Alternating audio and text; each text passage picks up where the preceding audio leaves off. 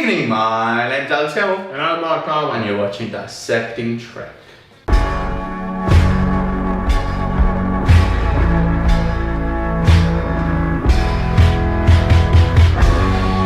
So the battle, basic plot is the Ferengi ship intercepts the Enterprise, and the captain plants an orb at Picard's quarters which make him relive the past battle, in which he killed said captain's son. You murdered my only son. Your son? He was commander of the ship you destroyed. Yeah, so let's talk about the Ferengi. We went over them in the last outpost, and they've toned down the silliness. There was that one moment where Riker's like, oh, well, it's quite a good deal, and his only response is, yeah. Transmission. Actually, it was quite a bargain, Kazago. I thought the Ferengi always made a profit on things. There's another one that says something about, I don't know, I can't clip it now, but it was funny. We are not selling it to him. Consider it an act of friendship at no cost. Ugly, very ugly. Yeah, so they do a bit of the, but they've toned it down. Yeah, it's not like gremlins or whatever now. They're just like different creatures. Yeah, they're still wearing like animalistic, like tribal warfare stuff rather than what they wear in DS9, which is like lavish capitalist stuff. So that they're slowly becoming what the Ferengi end up being. They've become smarter. Yeah. Like they're not retardedly stupid like they were in, what was it, episode 3? Yeah, for the last outpost. Yeah. They actually generally seem relatively smart. And the first officer has like there's this respect between him and Riker. Yeah. You should also know that Damon Bach no longer commands this vessel. His first officer has confined him for engaging in this unprofitable adventure. Good luck, First Officer Riker. The past battle that happened is quite famous throughout Starfleet. They all seem to... Maxis? Yeah, that's what the Ferengi refer to it as. Maxia. Yeah. Sounds like Mercia. Yeah, it does fit. Not a direct ripoff.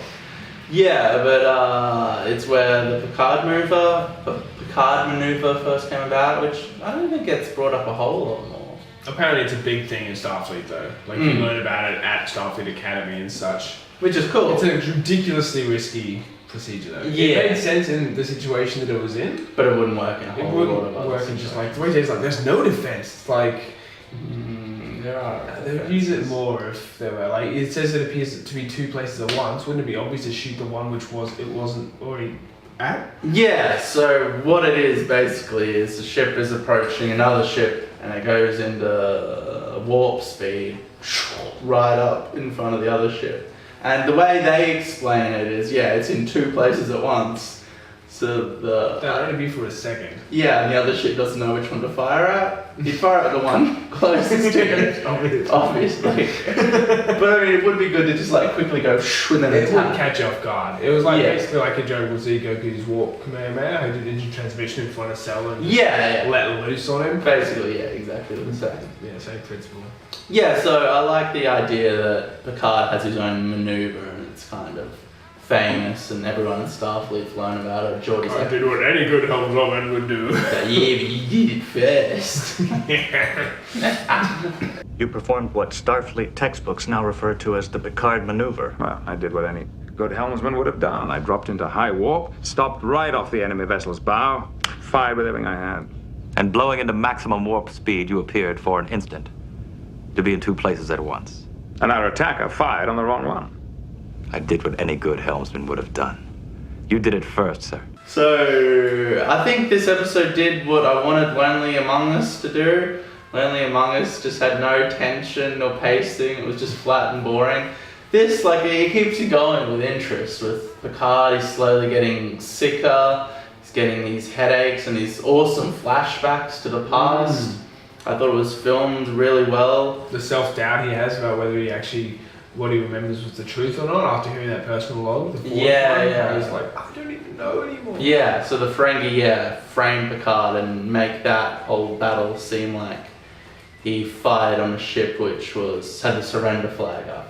It would appear that the starship which Captain Picard attacked had, in fact, been under a flag of truce. What? And apparently, the captain destroyed the ship without notice or provocation. Impossible. What about the fire aboard the Stargazer? An accident in engineering. And what proof? It is logged in his own voice, sir.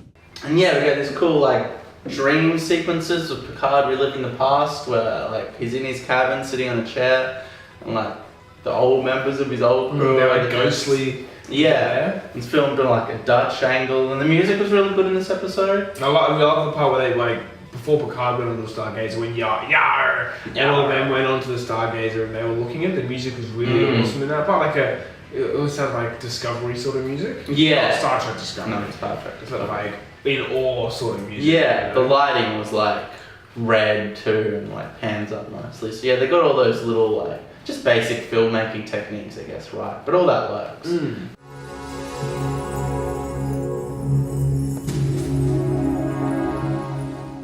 Filmed a lot of the like dream sequence, if you call it dream sequence, like a Dutch angle too, like shot on that weird angle just to make everything seem odd and obscure. A bit off. Yeah, which is how you should use that angle. I don't know, for a moment there it became popular as every filmmaker was shooting everything on a Dutch angle, but what it should be properly used for is to make something seem off.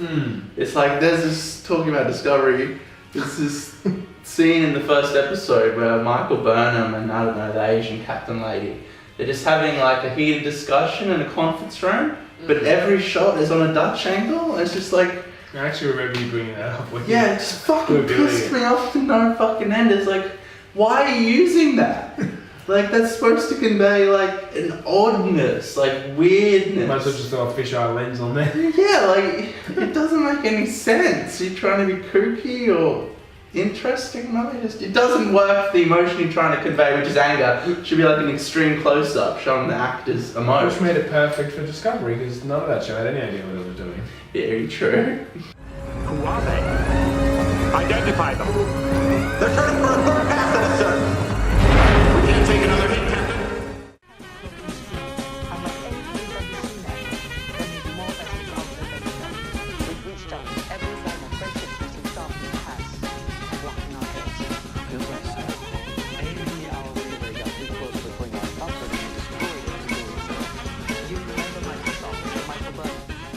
One thing I did like about the Stargazer too is the ship design and the interior. It like seemed like an in-between the original series and obviously Next Generation. Like it had all the same sort of like DOS style map things up the tops, and when you saw throughout the door into like the rest of the ship, it looked like old school original series. Yeah, and he still had the thing that folded over. And stuff. I thought it was cool the way it wasn't. Yeah, just they put the time and effort in to make it seem older generation than the Enterprise D. Hello, old friend.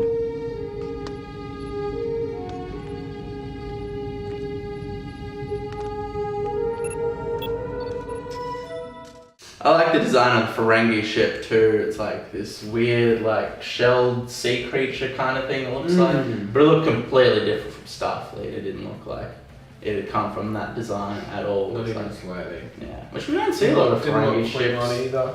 Yeah. You see a few in Deep Space Nine. Yeah. There's a lot more Ferengi-based stuff in Deep Space Nine. So. But no, it's still, you only see the same sort of two ships. I don't think they particularly have like any real war vessels. It's all for profit, you know?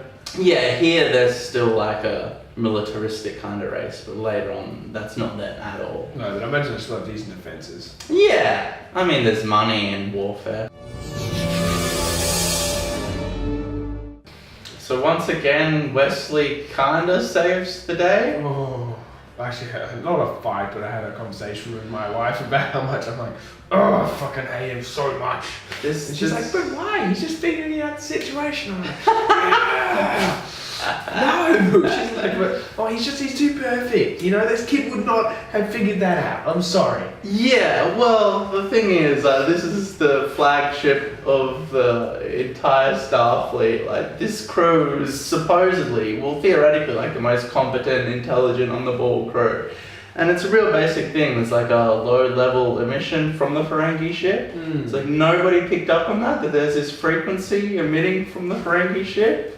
No one in engineering, nobody on the ship at all. I mean, Wesley, he's got coloured stripes. Yeah, he's a super brilliant kid. And, I mean, he can be super brilliant, but the way he handles it, he's just a dick. He just comes in and he's like, yeah, this is the problem, I've solved it. And then they walk out and he's like, thanks, ladies.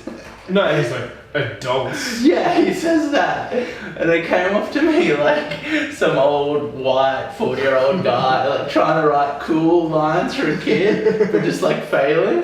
Yeah, adults. It's like, that's... And he didn't know what he was trying to convey, like adults with a question mark, or adults, or he just straight adults. Like he didn't even know what he was going for. Well, it's like they're trying to make him seem like an arrogant arsehole, which is weird why they want to make a character like that. So hateable. Yeah, because Gene's idea of him was the prodigy, but not the annoying prodigy. Yeah, well, I mean, if his character was done in a different way, he could have been a great character. Yeah, but it's just like he's undermining, was it Troy and Beverly? Yeah, just his like, mum. Yeah, that's true. Yeah, you guys. I'm so smart. If he does like see you ladies, it's like... Yeah, I don't know what that was meant to be on the page, and I guess Will Wheaton didn't either when he delivered it. He's just like... And I noticed that these patterns are the same as those picked up from the low-intensity transmissions from the Ferengi ship. I went back and checked, and they're exactly the same. What kind of transmissions? I don't know. Engineering has nothing like it on record. Let's get to the captain. No, they might be affecting the captain. To Riker. You're welcome, ladies. Adults. You get a nice third act too with like reasonable tension, I guess. Picard ends up slipping so far into the past that he starts like thinking that the battle is happening again. Teleports onto the Stargazer, which was his old ship, and like he starts attacking the Enterprise as if it was that Ferengi ship. He does the Picard maneuver, which means that now the Enterprise crew needs to... Well, he attempts to. He doesn't really pull it off. Data's like, there's no way to counter it, and they just counter it with ease. Did they actually counter it or just discuss it? Because didn't they just... Like, they just grab the ship with the tractor beam. I thought he like didn't even manage to warp yet. Maybe.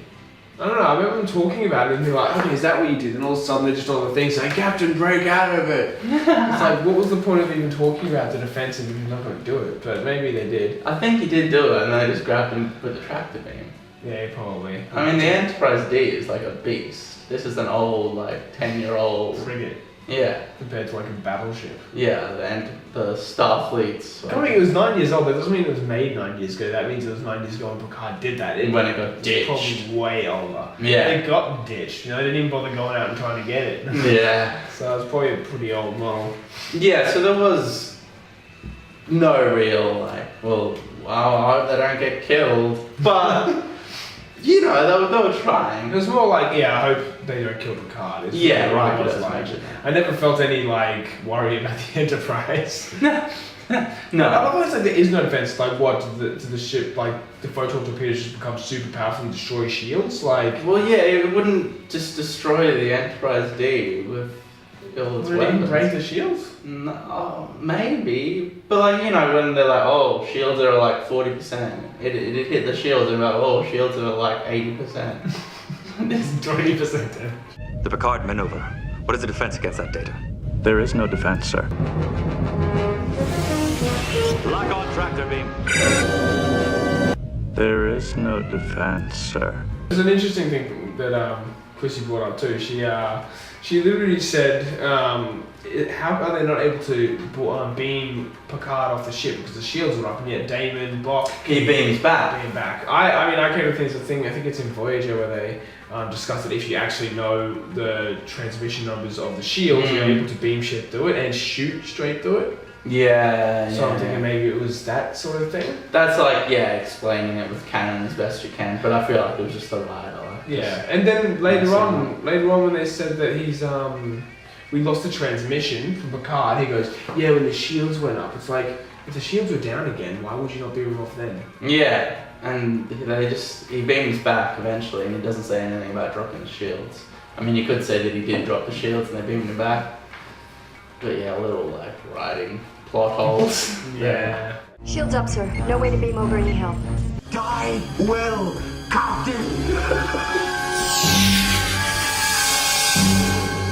There's also a moment in the first Ferengi episode where Troy says she can't read their minds, like. And yet she could in this one. Yeah. I think she was doing something this time though. Yeah, it was overly obvious. She's like, cut the transmission. Captain, they're not being honest. Just like, yeah, they're fucking Ferengi. Oh, you bitch, when have we met a Ferengi that's honest? They're literally the main villain in the show so far. Which is pretty pathetic. I'm glad they thought of this shit. Yeah, it didn't work. It's actually funny, because they get brought up a lot in the scripts so far, just like little off-the-cuff like lines. And after this episode, all the future scripts where they said, oh, the Ferengi are doing something, they changed the line to Romulans. It was just like, they were just like, oh, we're abandoning That's a really cool plot line though, the Romulans. Yeah, a much better villain. Yeah.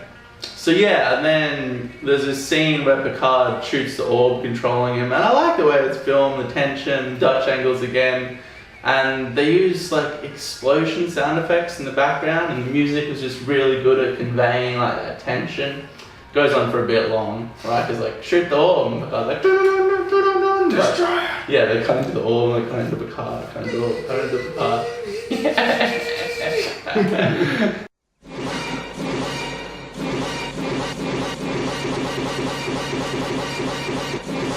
I mean, I like it. Like it's building up the moment. But if you think about it, if it was a real life situation, right? It's like shoot the orb, and then the car just walks over and he's like.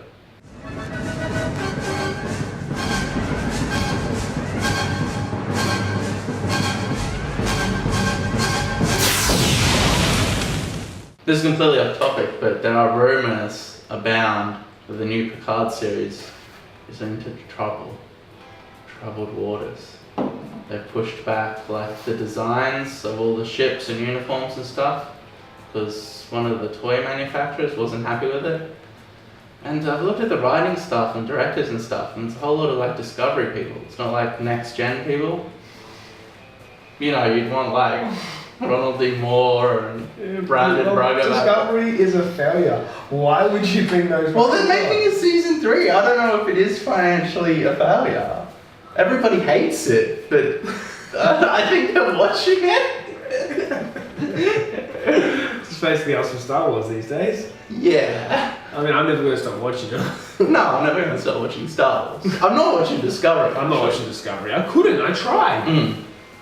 But when you get to a point of watching a show and you have to force yourself to watch the next episode, you shouldn't be watching it.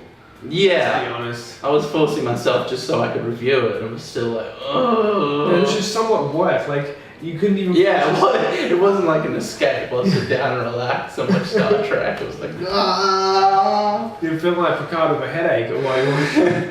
Yeah.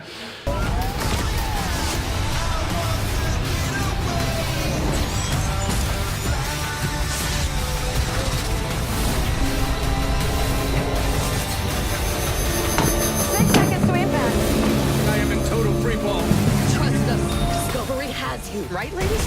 Yeah, absolutely. Oh, dear. Headache back, sir. Damn. So in conclusion, this was like a really good early episode of TNG. I think it was the first really good one. For sure. Encounter at Farpoint was good, but it had like bad elements. It was a pilot. Yeah. It had really interesting moments with Q, but it had really like moments with the Farpoint storyline, for me at least. Yeah. But compared to the other episodes so far, this episode... The last couple. Yeah, was engaging, the pacing was relatively quick, reasonable amount of tension, Picard-centric, which is always good. I like the flashback sequences. Didn't really have an interesting sci-fi storyline, but it had an interesting storyline with the Ferengi guy. It's in space. It's in space. Sci-fi. I guess the orb is sci-fi. Yeah, it's an interesting aspect instead of it just being like going to a different planet and something like that. Yeah. It's more of a mind game sort of thing, which adds a different element. Yeah. Alright, thank you for watching. Really bad, like, subscribe, and comment. Here's your ring. Click that bell. Ding!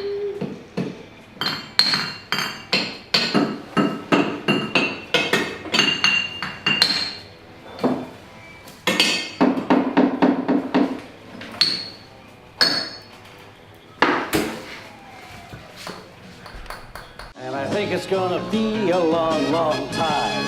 The touchdown brings me round again to find I'm not the man they think I am at home. Oh, no. I'm a rocket man. Rocket man. Burning out his fuse out here alone. And I think it's gonna be a long, long time. And I think it's gonna be long, long